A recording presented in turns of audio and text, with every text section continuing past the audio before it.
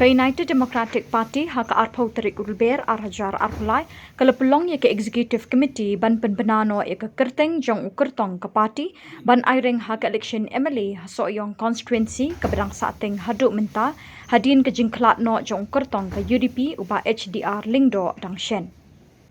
Haba kren kilat pathai Khubor General Secretary ke parti Dr. Jemino Mawthoh iathuh baya ke kyrteng jong kyrtong na Sohiong Constituency ke parti kan sepynbna haka arpusan tarik Lber hajar arpulai haka jingialang paidbah Sohiong. Dr. Jemino iathuh ru baka Executive Committee ke iakren ru iadei bat ke eleksyon MDC bat ke eleksyon MP ke ban Shillong House snem hajar arpusa. Parti wala ngilak mi lenti banyo si bonsin.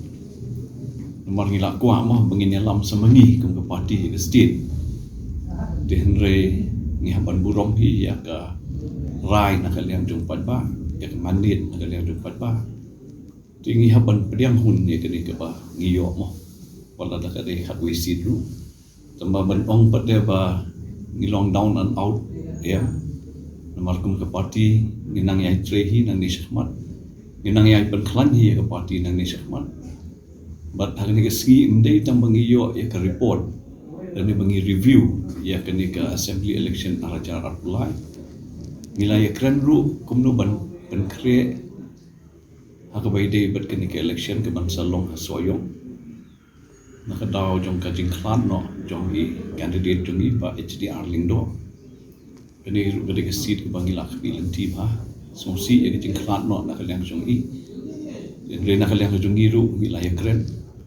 Ladep ya kren bah rabai de bat kini ka election ke ban Shillong Sohiong bat haka arpusan tarik mentau benai bah in Shillong ke public meeting nanti bat ngin sa pynbna ya u candidate bangin say nak kalian ke parti ke jungi bat kini kan de haka arpusan tarik mentau benai Sohiong dia ke juga poru nak kalian jungi wilayah kren kumno bangin penkria ya kini ka election sebagai district council keban Shillong la snem di yang keniru la IT haka core committee jong ka parti ban berkat haka nur komban ya chaprang haka wede berken gijing pun krea ya ka MDC elections la snem batsa ka wei ke bangila ya kren pha long haka wede bat ka general council jong parti di komopiatif ba menchip snem ka khadwai tarik jong bunai September